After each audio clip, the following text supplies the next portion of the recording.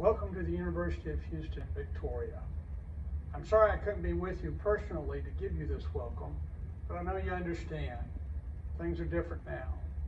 They're more different than anything I've encountered throughout my career in higher education.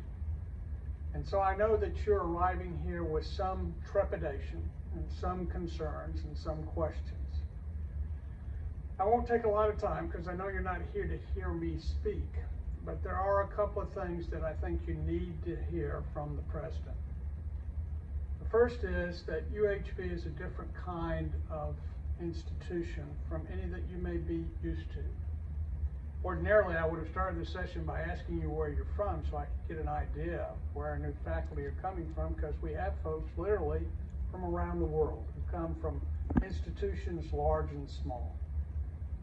But UHV is still unique among its peers, and here's the reason why. Here at UHV, my expectation for you as a faculty member is that you understand that our students really need you. We're an Hispanic serving institution, we're a minority-majority institution, and almost half of our students are first generation. That means that every descriptor that normally describes a student who's not likely to make it to graduation describes our students. These are folks that need a lot of help. But they're folks who are arriving here with big dreams and big ideas, and they have some place to go, and it's our job to help them get there. The mark of a great institution, in my view, was well stated by Alexander Aston, the well-known researcher of higher education. In his book, Achieving Educational Excellence, he talks about educational excellence as being mostly reputational. How many books you have in the library, where your faculty are from, how many degrees they hold, what kind of buildings are on campus. And he said, while those are all good things, it's not what makes an institution excellent. What makes an institution excellent is whether it can take a student from wherever they are to wherever they need to be. Think of it a little bit like boot camp.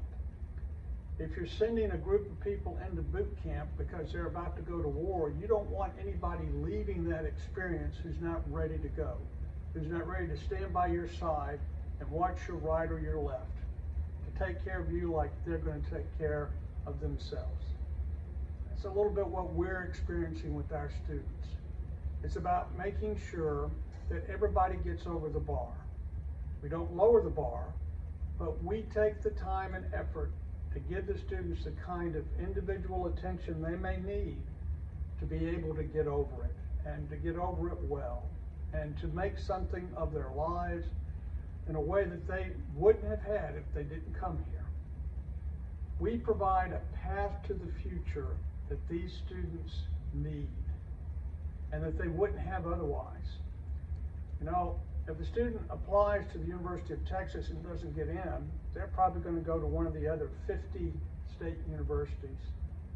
If a student doesn't get in here, if a student washes out here, if a student doesn't do well here, it's probably the end of the line for them for at least the foreseeable future. So your burden is to understand what you're here for. My expectation for you is very much like I believe your expectation should be for me. My job as the president is to make sure that you're taken care of, because you are our primary link with our students. There's nothing more important than helping students be successful. And I do that best by making sure that you're successful and that you have what you need. So my commitment to you is I will always give you 100%. I'll always give you the very best effort I can, so long as I can be assured that you're giving our students that same amount of respect and effort. You won't see me often, but when you need me, you can get to me. As Woodrow and Laura will tell you, if you send me an email, I'm going to send you a reply. If you come into my office with a question, we're going to sit down together and answer it. My job is to take care of my people so that we can together take care of our students. You'll hear me talk to our students about being our people. I think you need to understand my context for that. I was raised believing that your family is your most important unit, and you do anything you can for your family, whether they deserve it or not. And Lord knows from the twisted roots of my family tree, there were plenty of folks that didn't deserve it, but by God, they were family, they were going to get it. Then there were our people. Those were the folks that we deliberately chose to make a part of our lives, and they became a part of the fabric of who we were as a person. And then there was everybody else. When you come here and you decide to be a part of this campus community, you're part of my people. And when our students come here and choose to pursue their education here, they become a part of our people, the Jacks Nation, the Jaguar community. I don't care what you call it. I don't expect you to coddle them.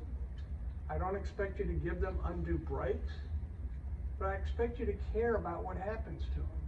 I expect you to care enough to come here ready to engage with them and make them do the work that will make their lives better.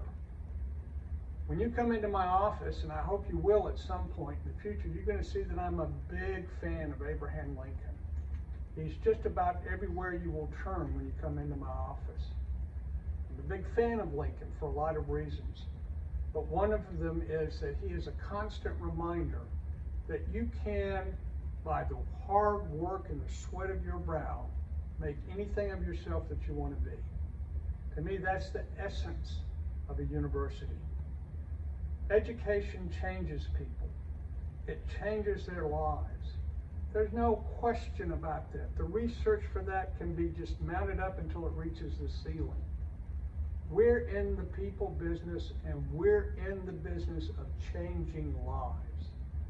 If you can put your arms around that, this is a very good place for you to be. And I welcome you here, and I want you to know that you have an ally in this office. When you need me, I'll be here. And if I can ever be of service to you, all you have to do, send me an email, give me a call, come by my office.